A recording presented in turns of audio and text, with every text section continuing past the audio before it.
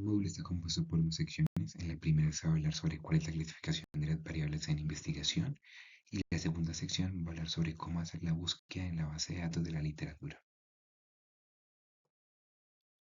Porque es importante conocer cómo clasificar las variables y cómo hacer una adecuada búsqueda de las bases de datos de la literatura. Esto es importante porque es esencial para la investigación y el análisis de los datos. Mediante esta manera podemos facilitar la búsqueda de información relevante y organizar los datos de una manera más sistemática. ¿Cómo clasificamos las variables? Las variables se clasifican en dos grandes grupos. La primera puede ser de acuerdo a su enfoque en la medición, que se subdivide a su vez en cualitativas y cuantitativas, y de acuerdo a la naturaleza de la característica medida, que ya vamos a hablar en cómo se subdivide. ¿Cuáles son las variables cualitativas? Las variables cualitativas son aquellas que representan características o atributos que no pueden ser medidos numéricamente. Un ejemplo de esto es el género o el tipo de sangre o el grado de satisfacción, ya sea bajo, medio o alto. Estas se subdividen a su vez en nominales y ordinales. Las variables cualitativas nominales corresponden a aquellas que son categorías sin un orden como tal. En el caso del género puede ser masculino y femenino y en el caso del tipo de sangre puede ser A, B o. Mientras que las variables cualitativas ordinales son categorías que sí siguen un orden lógico. En el caso del grado de satisfacción, bajo, luego le sigue medio y luego le sigue alto. ¿Cuáles son las variables cuantitativas? Son aquellas que representan cantidades numéricas que pueden ser medidas. Este se subdivide en dos tipos, en discretas y continuas. Las variables cuantitativas discretas son aquellas que son valores enteros sin fracciones. Por ejemplo, el número de hijos, 1, 2 o 3, o un número de hospitalizaciones, que también serían 1, 2, 3 o 4. Mientras que las continuas son valores que presentan un rango continuo y estas pues claramente pueden ser decimales, ya sea el peso, que puede ser 10.1, 2, 3, la altura, que también se puede contener con decimales, o la presión arterial.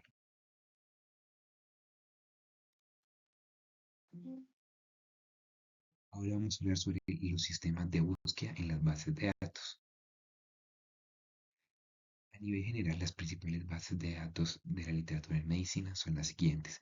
La primera es PubMed, que es una base de datos de literatura biomédica y ciencias que está financiada por el gobierno de Estados Unidos y esta nos permite acceder a artículos de investigación, revisiones y resúmenes con un catálogo bastante amplio que están indexadas en esta base de datos. ¿Cuándo podemos utilizar PubMed? La mayoría de las veces lo podemos utilizar, ya que esto nos permite hacer búsqueda de artículos sobre cualquier tratamiento. Por ejemplo, puede ser un tratamiento innovador en oncología, lo podemos buscar directamente y encontramos cualquier tipo de artículo. Otra base de datos es Cochrane, y Cochrane, a diferencia de PubMed, tiende a ser un poco más limitada en su base de datos y el enfoque de Cochrane es que sea una base de datos para revisiones sistemáticas. Mediante esta podemos encontrar artículos que nos aporten revisiones sistemáticas en el PRO de revisar la evidencia sobre la efectividad de una intervención en salud, por ejemplo. La siguiente base de datos es Scopus. Scopus es una base de datos multidisciplinaria que abarca también múltiples investigaciones, no solo en medicina, sino también en ciencia, tecnología y otros aspectos. En este caso es muy similar a PubMed, pero también incluye otros tipos de documentos, distintos artículos, también incluye resúmenes, citas, análisis de impacto que podemos encontrar. Scopus mismo también contiene libros y otras cosas un poco más amplias. Una razón por la cual podemos utilizar Scopus es cuando necesitamos buscar información, por ejemplo, de tecnología o ciencia que tal vez no esté en PubMed y cuando tenemos que hacer algún tipo de estudio en el cual necesitamos conocer el análisis de las citas para medir el impacto de la investigación en específico. Ahora vamos a hablar sobre cómo buscar eficientemente lo que necesitamos saber en estas bases de datos. Hay muchas formas de hacer estas búsquedas, pero hay unos dos consejos que son principales y son básicos para iniciar. El primero es el uso de operadores booleanos y el segundo son los filtros de búsqueda. Los usos de operadores es al momento de hacer una búsqueda, crear un algoritmo utilizando estos operadores que combinen las palabras. ¿Cuáles son estos operadores? Y, o no, en inglés, and, or not.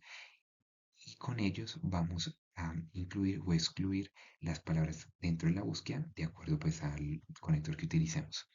Mientras que con los filtros de búsqueda, bueno, podemos refinar los resultados de acuerdo a la fecha, el tipo de estudio, el idioma o características específicas de lo que queremos buscar.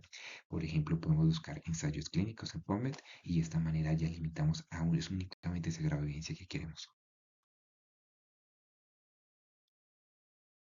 En conclusión, tenemos que tener presente siempre una adecuada clasificación de las variables y una adecuada y sistemática forma de buscar la literatura, ya que esto nos permite hacer una investigación rigurosa y nos ayuda a identificar adecuadamente el método de investigación.